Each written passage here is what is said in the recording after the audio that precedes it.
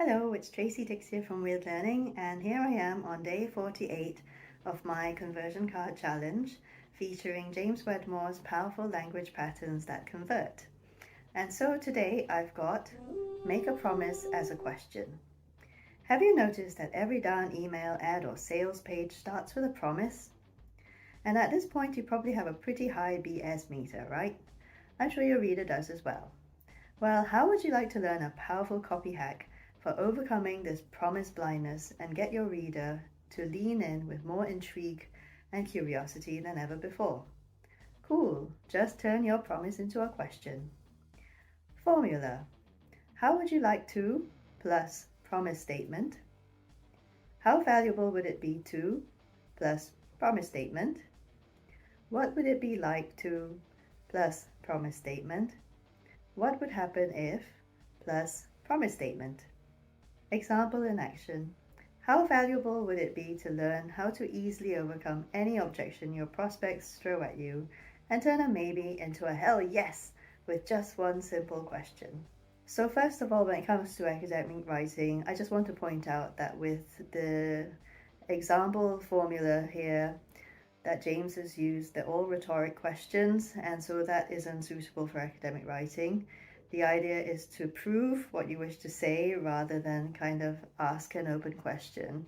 You could definitely make the promise of addressing certain issues and answering certain questions or gaps in current knowledge as pertains to your research area, but you wouldn't do this as a rhetoric question, so you would think of a different way of phrasing it that's more appropriate to academic writing. And so think about using signposting techniques, whether it's small scale signposting or large scale. I think I've mentioned this before in other videos, but I'll cover it really briefly today.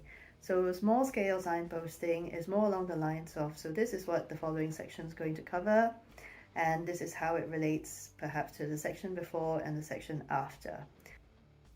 Large scale signposting, on the other hand, talks more big picture. So it's kind of structurally about what your work is about as a whole and how it sort of speaks to the overall research topic. So you might want to do that even within your paragraphs as well. And it's generally considered a more sophisticated way of writing because it's a little less prosaic, and it will enable the person reading your work to make those sort of bigger connections with how various themes relate to each other.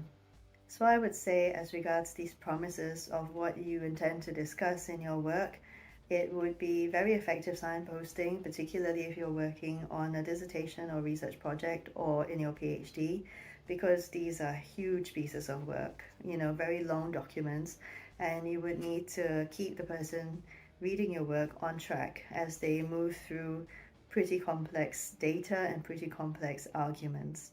Okay, so I think that'll be all for today. Do join me again for day 49 tomorrow.